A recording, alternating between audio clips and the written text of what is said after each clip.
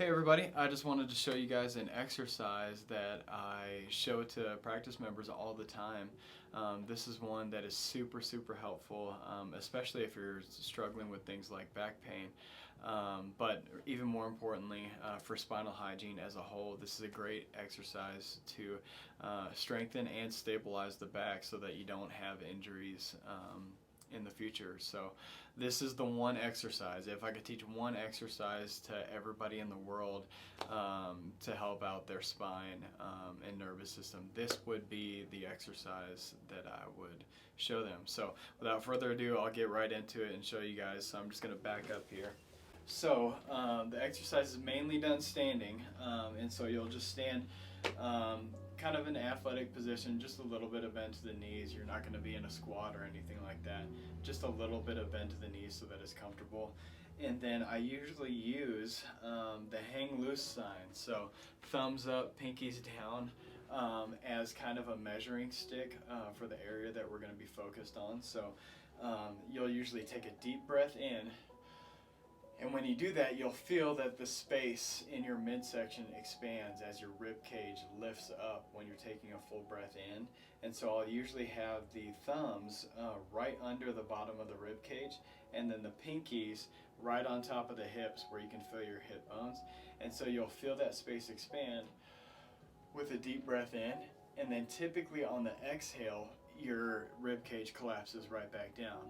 But instead of allowing that to happen, we're going to keep our space that we've created with our breath. So when that breath in happens and we create that space, and then on the exhale, holding that space. We don't need to hold the breath, but we're going to hold that space. So typically, a normal breath is inhale and exhale as it expands and contracts like that. But what we're going to do is inhale and hold that space. So we keep the measuring sticks there to just make sure and self-check that we're doing that correctly. And then with our feet, so we're doing that the whole time. So breath in, holding that space, and I'm able to still talk to you now because I'm just engaging my core all the way around so that that doesn't drop back down. And then with our feet, you can't see my feet in the video, but what I'm doing is with my feet like this, I'm corkscrewing them into the ground. So if my feet were on ice or if we didn't have any traction on the ground, my feet would slip out like that. So it's as if there's something on the side of the foot where you're trying to push it outward. You're keeping your feet in the same place, but just using the traction of the ground to push against something. And what that'll do is it'll turn on the muscles in the back of your legs. So you'll have a straight line of engaged muscles from your calves, your hamstrings, and the glutes as well. So all of that is corkscrewing outward so that we get engagement in the posterior chain.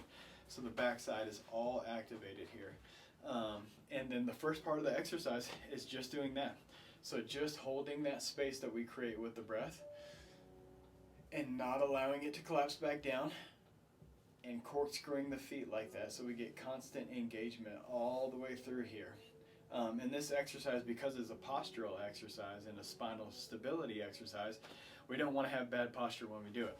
So let's just see me from the side. So we want perfect posture here, and usually you'll have to retract the chin just a little bit to get the ear over the shoulder, shoulder over hips, hips over ankles. So in perfect spinal posture, we'll reinforce that. And just holding that space is the first part of the exercise there. Second part of the exercise is we'll start going into a little bit of forward bend. And so with a deep breath in here, we're still doing everything else the same way. So still corkscrewing the feet, still holding that space that we've created with the breath. And so I'll get right into it, holding that space, and then we'll bring our arms forward like this. So not this, but this here. So we still want perfect spinal posture. That won't change the entire exercise. So perfect posture here, and then arms out in front just like this.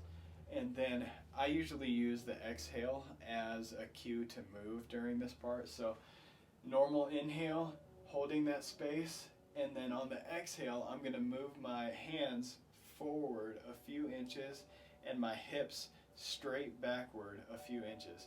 Those are the only two areas that are moving. So we have a put some WD-40 on the shoulder and the hip. Everything else stays the same. So we're still holding that space.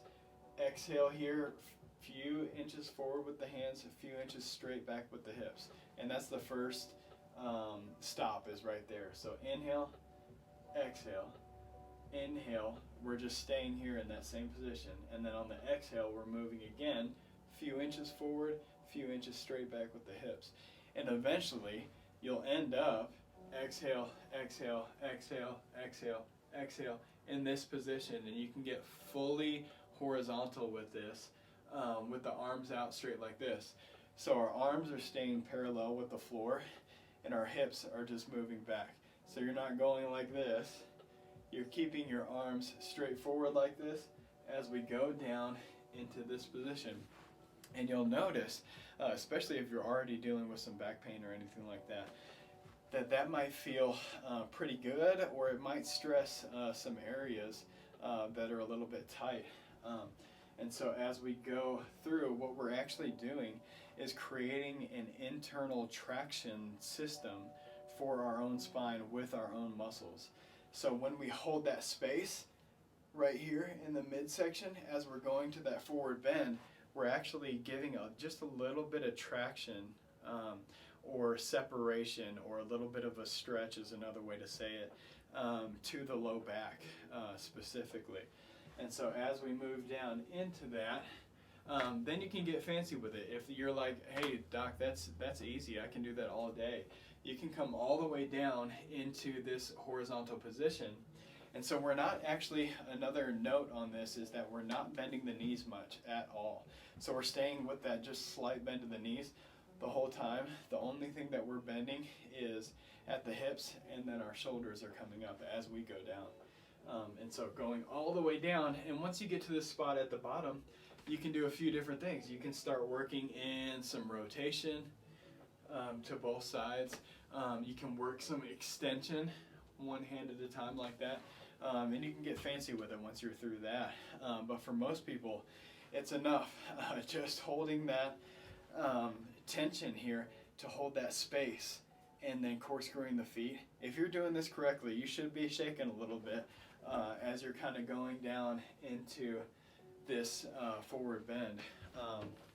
And so, yeah, try that out. Let me know what you think and how that feels for you and your spine. That's one of the exercises that I've found is super, super helpful for people, whether they're dealing with back pain or not. Yeah, so let me know if that helps you, if you found that helpful at all. Let me know. If you tried it before, done things like this. The actual exercise program is called Foundation Training. If you want to look it up, there's a bunch of great resources out there on YouTube and elsewhere that can be really helpful. It's just called Foundation Training, so look it up. It's been really beneficial for me in my own life to be able to strengthen and stabilize the spine. So let me know if you guys need any help with any of that, have any questions about that exercise, or whether or not it'd be beneficial for you to do, or any feedback on it. Shoot me a comment, shoot me a message, and just let me know. How's that working for you?